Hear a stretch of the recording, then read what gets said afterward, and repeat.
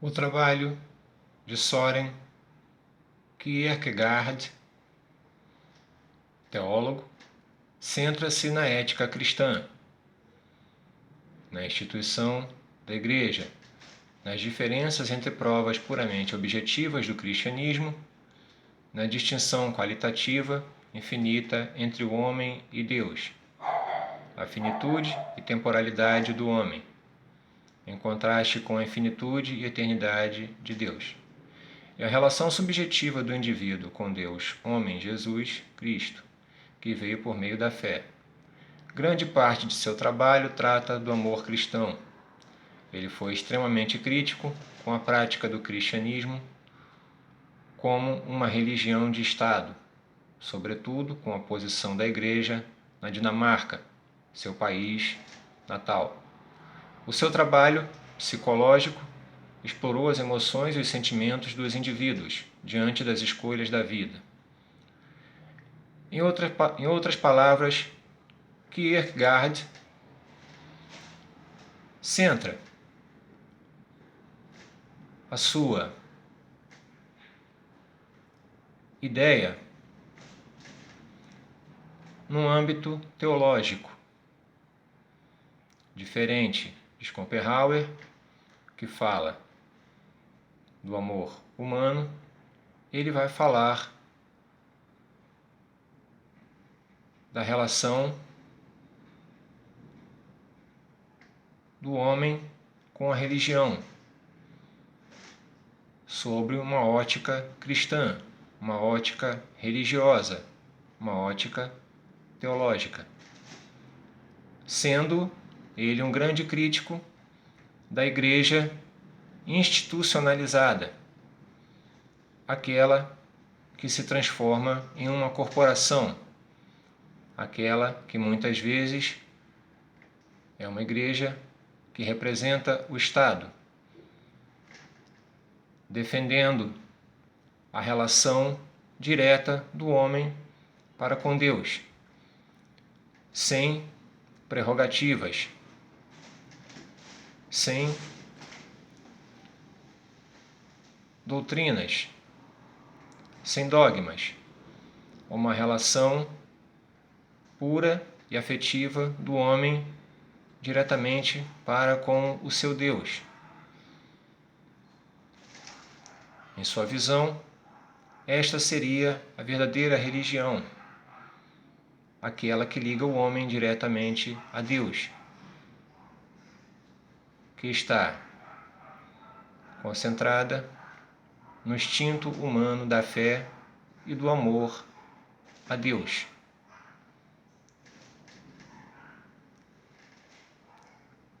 Uma relação que é independente de dogmas e de conceitos teológicos, de conceitos estatais.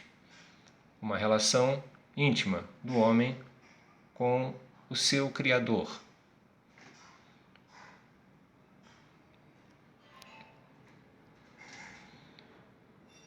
Nietzsche pretendeu ser o grande desmascarador de todos os preconceitos e ilusões do gênero humano, aquele que ousa olhar sem temor aquilo que se esconde por trás de valores universalmente aceitos, por trás das grandes e pequenas verdades melhor assentadas, por trás dos ideais que serviram de base para a civilização e nortearam o rumo dos acontecimentos históricos, e assim a moral tradicional.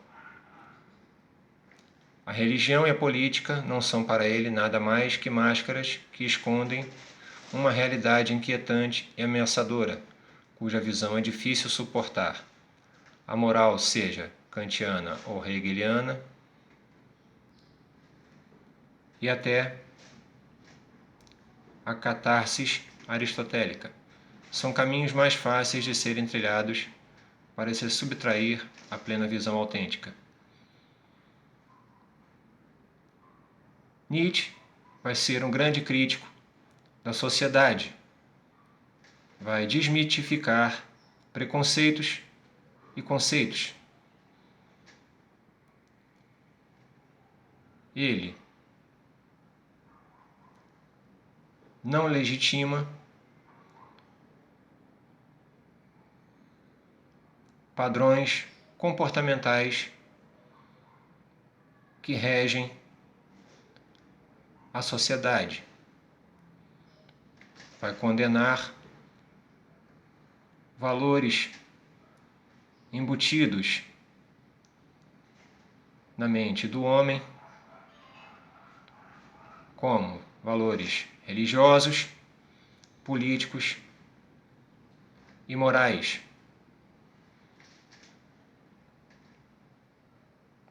Fazendo a afirmação de que esses valores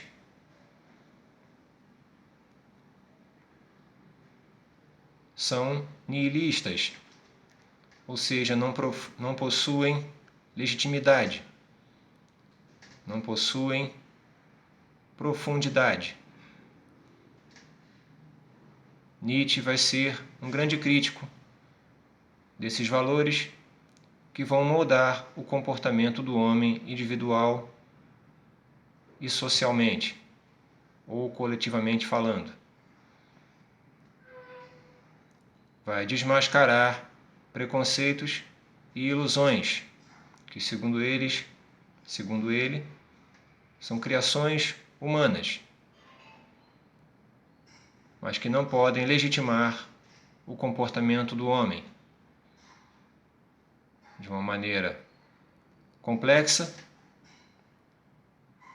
porém, Nietzsche quer dizer que a vida do homem, o pensamento do homem, ele deve ser um pensamento individual, um pensamento que não deve sofrer influências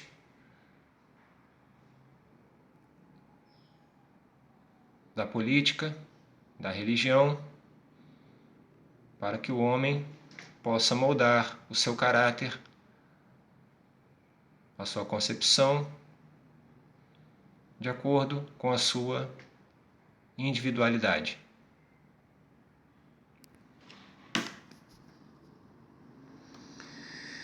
Bem, pessoal, este foi um pequeno resumo da nossa matéria. Repetindo, crise da razão, para que possamos compreender um pouco o ponto de vista desses três filósofos, que nos falam sobre três aspectos de relações humanas que estão aquém de conceitos racionais, de conceitos científicos.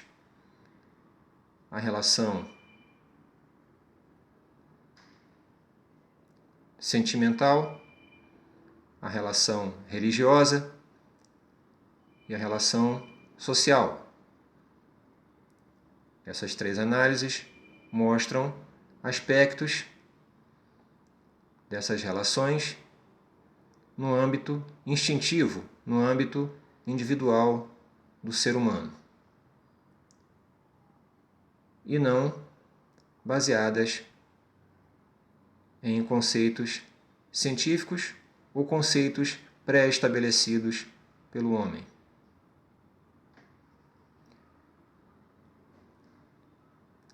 Façam suas anotações.